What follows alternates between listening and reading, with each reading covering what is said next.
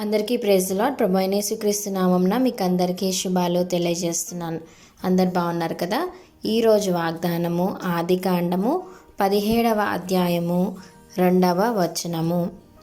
నిన్ను అత్యధికముగా అభివృద్ధి పొందించెదను. ఆమెన్. ఈ నిబంధన దేవుడు ఎవరితో చేస్తున్నాడు? అబ్రాహాముతో చేస్తున్నాడు కదా. అబ్రాహాము అప్పుడు 99 ఇయర్స్ ఏజ్లో ఉన్నాడు. అప్పుడు దేవుడు ఏం నిబంధన చేశాడు అంటే, నీకు ఒక కుమారుణ్ణి ఇవ్వబోతున్నానని చెప్పి, ఇంకా నిన్ను అత్యధికముగా వృద్ధి పొందిస్తాను అని చెప్పి దేవుడు ఇక్కడ అబ్రాహాముతో వాగ్దానం చేస్తున్నాడు. అయితే దేవుడు ఇక్కడ అబ్రాహాముతో ఒక కండిషన్ కూడా పెట్టాడు. ఏంటంటే, నీవు నా సన్నిధి నడిచినప్పుడల్లా నిందారహితుడివై జీవించాలి అని అబ్రాహాముతో చెప్తాడు కదా.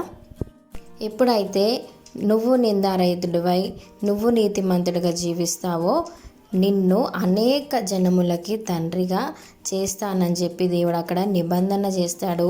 అదే రీతిగా మనం తర్వాత వచనాల్లో చూసుకుంటే, అబ్రాహాము నుంచి దేవుడు అబ్రహాముగా దేవుడు అబ్రాహాము పేరు మార్చి తనని విశ్వాసులకి తండ్రిగా దేవుడు నిలబెట్టాడు కదా.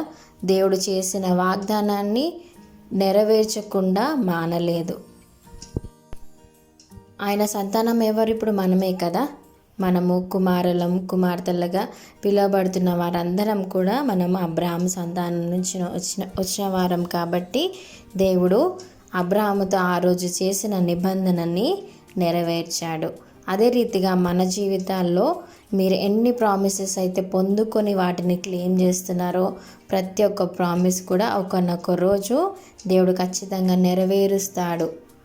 దాని కండిషన్ ఏమైతే ముందు ఉంటుందో ఆ కండిషన్ మీరు ఎప్పుడైతే పాటిస్తారో అప్పుడు దేవుడు చాలా త్వరగా మీ జీవితాల్లో గొప్ప కార్యాలు చేయడానికి ఎప్పుడు కూడా ఆలస్యం చేయడు.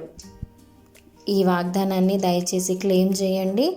మీరు కూడా ఇతరులకు షేర్ చేయండి. చిన్ని వాగ్దానం దేవుడు దీవించి ఆశీర్వదించును గాక. Amen. Thank you. God bless you. మీకు ఎవరికైనా ప్రేయర్ రిక్వెస్ట్ ఉంటే దయచేసి కమెంట్స్లో మెన్షన్ చేయండి. Thank you.